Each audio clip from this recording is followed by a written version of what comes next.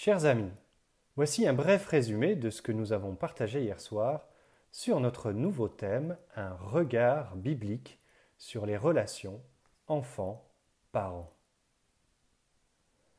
Nous avons commencé par regarder ensemble une enquête datant de 2011 de l'Institut français Ipsos qui révélait que 70% des parents se sentaient trop stressés par la question de l'autorité parentale et que 58% des sondés se trouvaient complètement désemparés par rapport à certaines réactions de leur progéniture.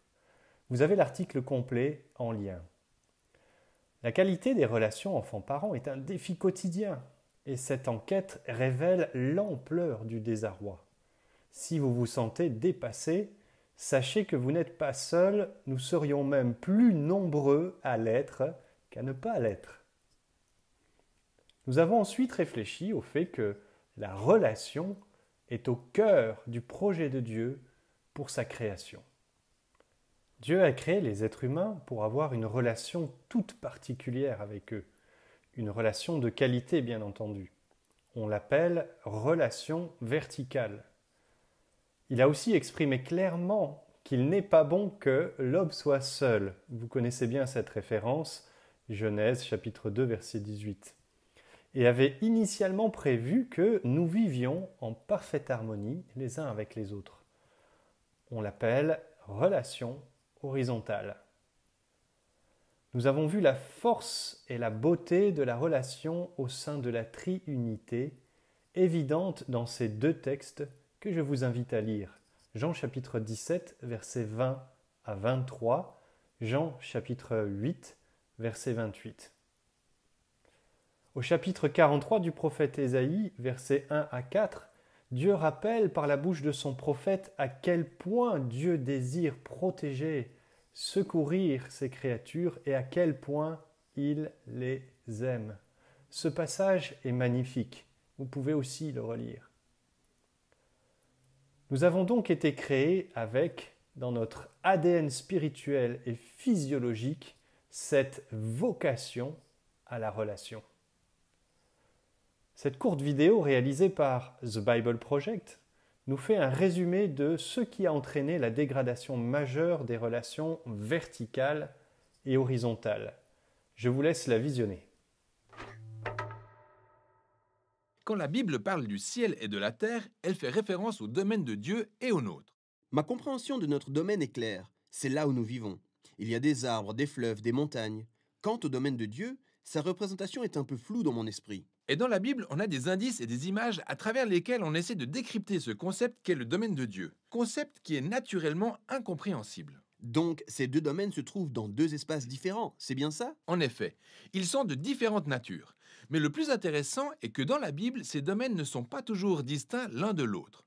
Vois donc le ciel et la terre comme deux dimensions différentes capables de fusionner dans le même espace. On parle souvent du fait d'aller au ciel après notre mort, mais la fusion entre le ciel et la terre, on en parle très peu. Ce qui est bien dommage, car l'union entre le ciel et la terre est au cœur de l'histoire de la Bible. On y apprend qu'ils ne faisaient qu'un au départ, avant de voir comment ils ont ensuite été séparés et de découvrir au final le plan de Dieu pour les réunir à nouveau. Et si on reprenait depuis le début, où le ciel et la terre étaient dans une fusion complète? Oui, c'est là toute l'importance de la description que la Bible fait du Jardin d'Éden.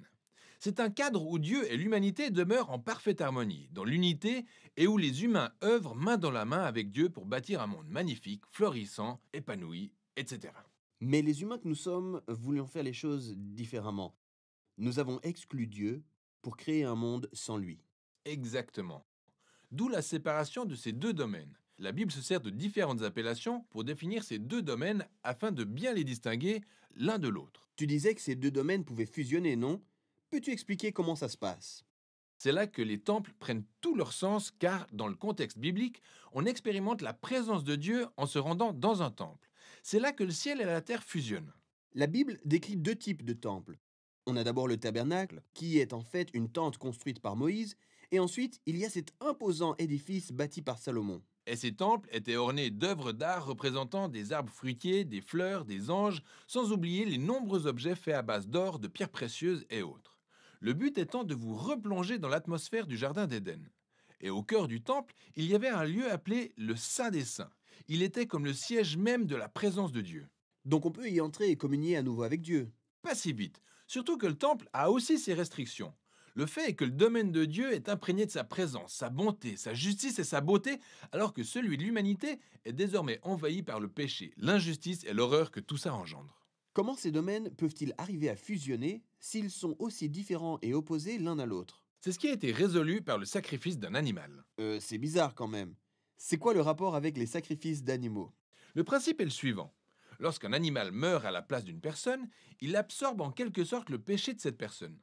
Ce qui purifie suffisamment cette personne est l'enveloppe d'une certaine manière dans un espace saint lui permettant d'entrer dans le temple pour se retrouver dans la présence de Dieu. Très bien. Donc si je suis israélite et que je vis à Jérusalem, je pourrais très bien me retrouver dans la présence de Dieu. Mais tu as aussi dit que l'histoire de la Bible est celle de l'union entre le ciel et la terre. Exact. Pour voir ça, il faut poursuivre l'histoire jusqu'à l'arrivée de Jésus dans le Nouveau Testament. Dans l'évangile de Jean, on a cette déclaration selon laquelle Dieu s'est incarné en Jésus à travers qui il a habité parmi nous. L'utilisation du terme « habiter » pour illustrer la demeure est assez étrange, car il veut littéralement dire que Dieu s'est inséré dans un tabernacle pour être à nos côtés. Et donc, ce que Jean affirme ici, c'est que Jésus est un temple. C'est maintenant à travers lui que le ciel et la terre fusionnent. Ce qui est intéressant avec Jésus, c'est qu'il ne se contente pas de rester dans des environnements purs et sains, mais il s'aventure, va ça et là, sympathise avec des pécheurs, guérit les gens de leurs maladies et pardonne les péchés. Dans un monde où règne le péché et la mort, il crée véritablement de petites touches de paradis qui permettent aux gens d'expérimenter la présence de Dieu. Et il n'arrête pas de dire à tout le monde que le royaume des cieux est proche. Il a même recommandé à ses disciples de prier activement pour que le royaume de Dieu vienne et que sa volonté soit faite sur la terre comme au ciel. Mais plusieurs personnes perçoivent Jésus comme une menace et le tuent, ce qui semble gâcher tout le projet d'union entre le ciel et la terre. Pour mieux comprendre ça, il faut remonter à une scène qui se déroule plus tôt dans l'histoire de Jésus. Celle où Jean-Baptiste s'est écrié en voyant Jésus « Voici l'agneau de Dieu qui ôte le péché du monde ». Ainsi, Jésus n'est pas seulement décrit comme le temple, mais aussi comme le sacrifice du temple. Ouais, et la croix est devenue le moyen par lequel Jésus a absorbé le péché pour créer une bonne fois pour toutes un espace saint continuellement accessible. Chose impossible au sacrifice d'animaux qui était limité. D'autant plus que le sacrifice de Jésus a le pouvoir de se répandre progressivement et de renforcer davantage l'union entre le ciel et la terre. C'est vraiment très bien tout ça, mais ça me pousse aussi à me demander, que se passe-t-il après ma mort? Est-ce qu'il ne me suffit pas de monter vers le domaine de Dieu pour être avec Jésus? En effet, le Nouveau Testament ne mentionne que très peu le fait que les chrétiens seront avec Jésus au ciel après leur mort, pour la simple raison que cet aspect n'est pas au cœur de l'histoire biblique. Le cœur du message est le procédé par lequel le ciel et la terre entament leur fusion à travers Jésus pour l'achever parfaitement le jour où il reviendra. Dans le livre de l'Apocalypse, on assiste à la fin de l'ère du péché et de la mort, où on voit cette superbe image du Jardin d'Éden présentée comme une ville qui émerge dans une création renouvelée suite à la restauration de l'humanité et de son histoire, avec le domaine de Dieu et le domaine des humains qui sont à nouveau dans une parfaite fusion.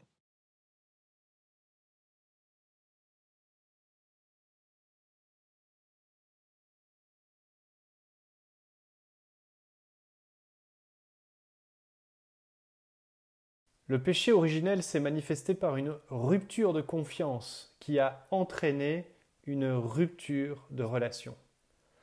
Adam et Ève ont fait confiance à un autre.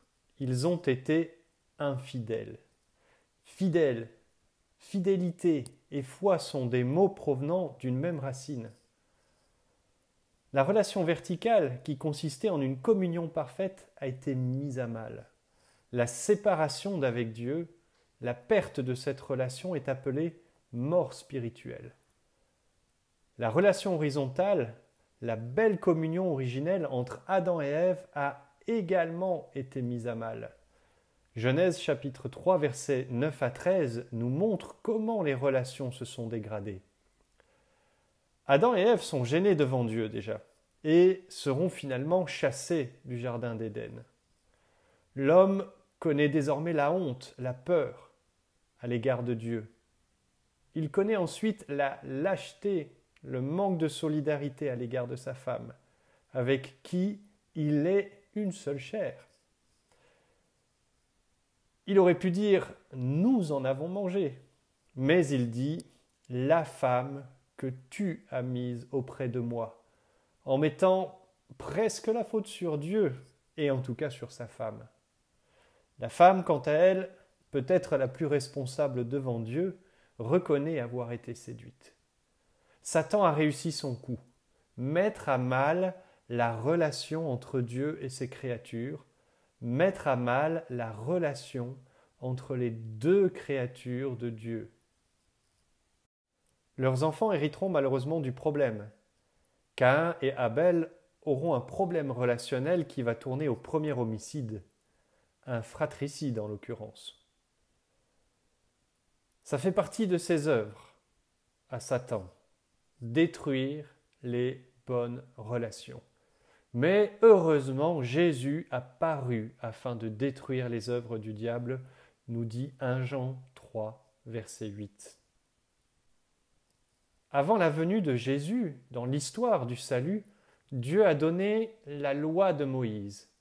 Relisez Exode 20, versets 1 à 17. Vous pouvez remarquer à quel point cette loi concerne les relations.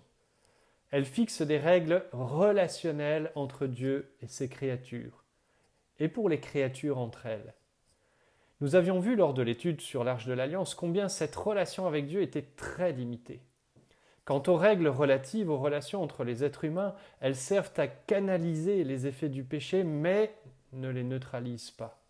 Le meurtrier dénoncé, mais malheureusement, le sang a continué à couler en Israël, malgré la loi de Moïse. En mettant en place un système de sacrifice d'animaux, Dieu a travaillé à enraciner dans la conscience de son peuple que sans effusion de sang, il n'y a pas de réparation de la faute ni de pardon. Ce sang versé préparait le peuple d'Israël à comprendre que c'est en Jésus-Christ, par sa mort sur la croix, que les effets du péché sur les relations verticales et horizontales sont vaincus. C'est à la croix que nous allons remporter nos batailles dans le domaine relationnel. C'est la première clé pour vivre de belles restaurations dans nos relations. Ce n'est pas qu'une question de bonne volonté ou de connaissance de la psychologie. La victoire est d'abord spirituelle et se remporte au pied de la croix.